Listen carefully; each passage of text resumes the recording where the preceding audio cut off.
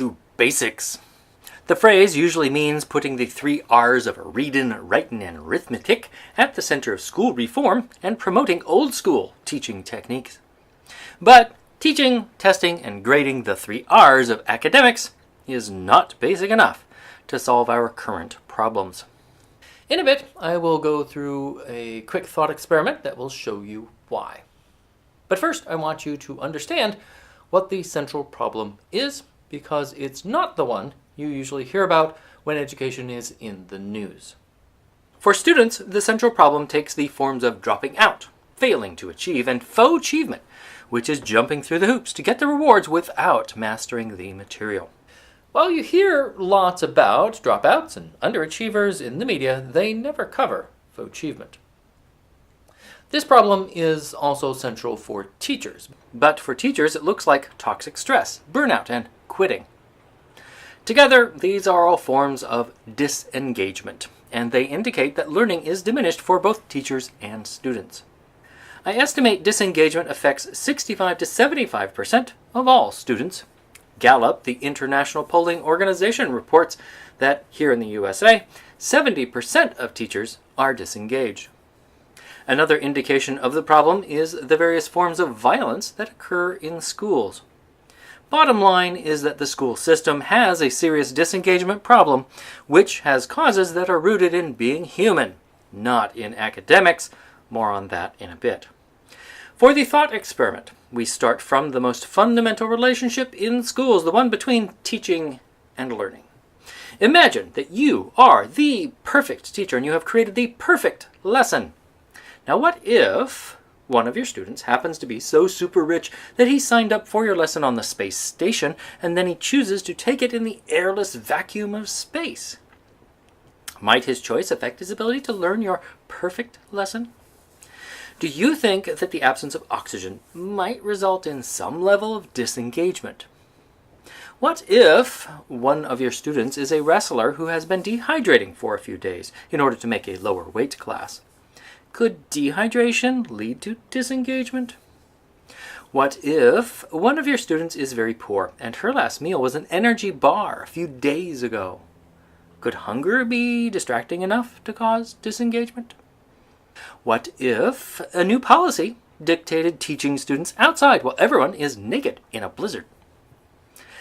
Could being extremely cold diminish learning? What if the budget has been cut? The school year's only 42 days long, and you must deliver an entire year's worth of your perfect lessons in an instructional marathon of 1,000 hours non-stop. Doesn't it seem plausible that sleep deprivation could diminish learning? I hope that it is obvious that we each have certain needs that cause learning to diminish when they are not met. 4 out of those 5 situations are potentially deadly. Notice that this is true regardless of age. These basics apply to both teachers and students and to all human beings. Full stop.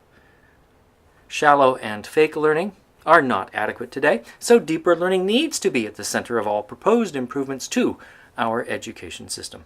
No matter how perfect the teachers and the lesson, there are some things about learners that can make deeper learning impossible. Getting back to the basics of teaching the 3 R's is not basic enough. We need to be getting back to being human before we tackle the academics. Neglecting the humanness of teachers and students diminishes learning.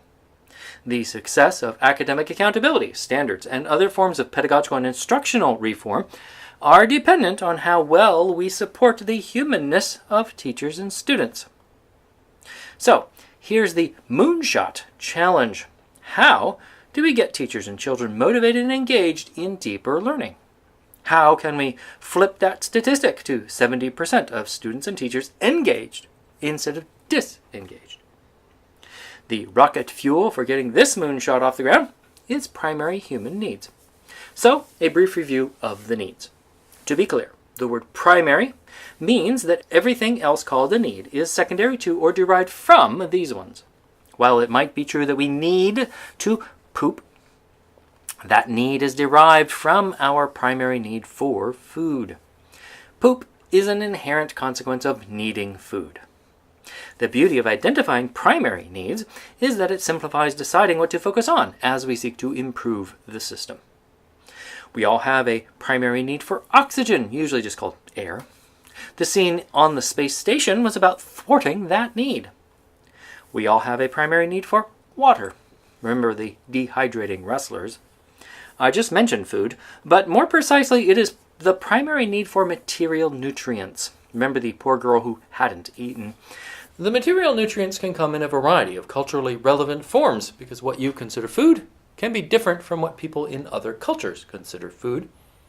For instance, in some cultures, people eat eyeballs, but I'd be disgusted to find them on my plate. In my culture, we routinely eat crawfish and hot dogs, which is disgusting to people from some other cultures. We all have a primary need for shelter, more precisely protection from environmental extremes. Being naked in a blizzard is potentially deadly. Each of the 4 needs we've just reviewed are potentially fatal when thwarted. But there was one more scenario earlier.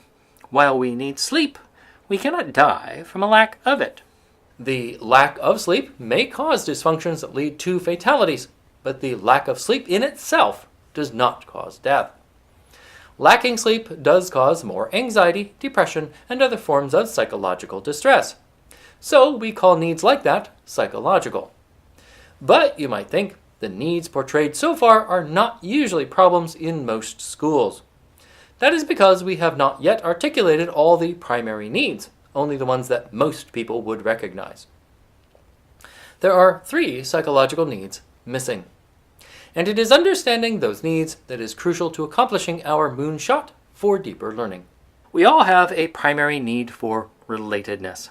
This is the need to feel that you are recognized for who you are and that you belong to a group.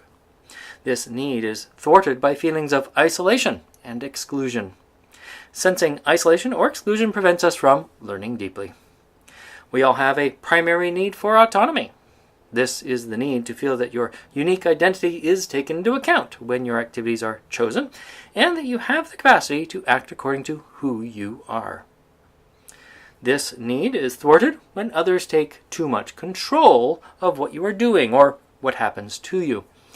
Competence is the need to feel that you are able to accomplish progress towards your goals. This need is thwarted when your own efforts fail to get you what you want. Here we have all 4 primary psychological needs. Now, these are the 8 primary human needs that are best supported by scientific research. Our moonshot for deeper learning is going to depend on doing a better job of supporting those needs.